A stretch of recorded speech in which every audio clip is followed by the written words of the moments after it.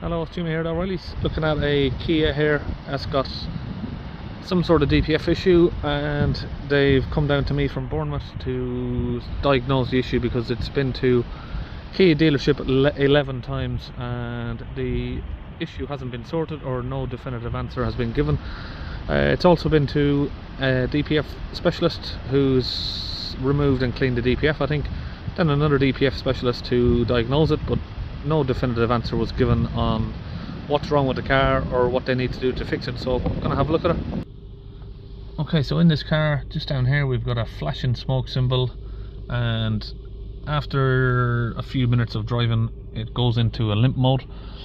He says if you switch it off and start it back up, the limp mode goes away temporarily, but it comes back on again. Okay, so I'm using a launch Eurotab 3 scan tool here, and I've already been through most of it, what I need to do, but I'm just going to show you here what I've done to diagnose this car and what the symptoms are. So if we look here, we've got 6 millibars of pressure at idle, which doesn't seem too bad, and if we hold the car up at a maximum revs, we've got 24 millibars of pressure, and that is at 3000 RPM, which is the max that allows you to accelerate. So looking at that pressure is a little bit too low for me. I'd like to see that sort of up at least around 40 millibars. So it's a little bit too low.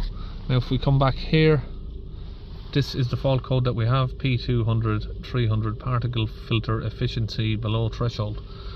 So I think what's happening here is after the DPF you have like a particle matter sensor, and the particle matter sensor is picking up that you have got soot getting past the exhaust, and then also the DPF pressure sensor can read that the pressure is a little bit too low, and it can also trigger this code as well. So if you've got that code, you need to look at the pressure, and if your pressure is too low, you've got an issue. And another way to confirm that there is definitely soot getting past the DPF is if we come out to the rear of the car. I'll show you now. So if we come to the exhaust here and we put our finger in,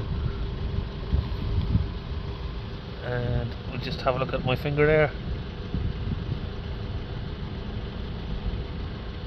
Absolute lumps and lumps of carbon that's coming off. So that there should be no soot.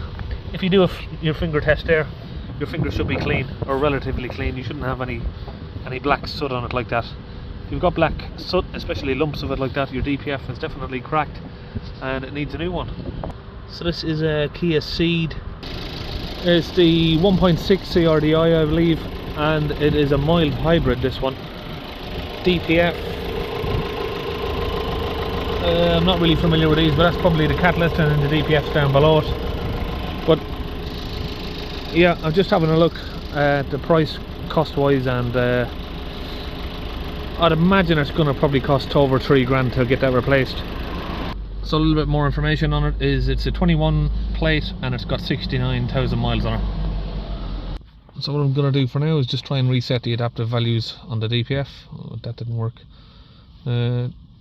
This one, it's got security access on it. So the dealership has locked it in, so I can't even do any work on it by the looks of it. Coolant temperature, well, we don't want to do a regen. I was just hoping that there maybe was another option within that. DPF service regeneration, I don't want to do that.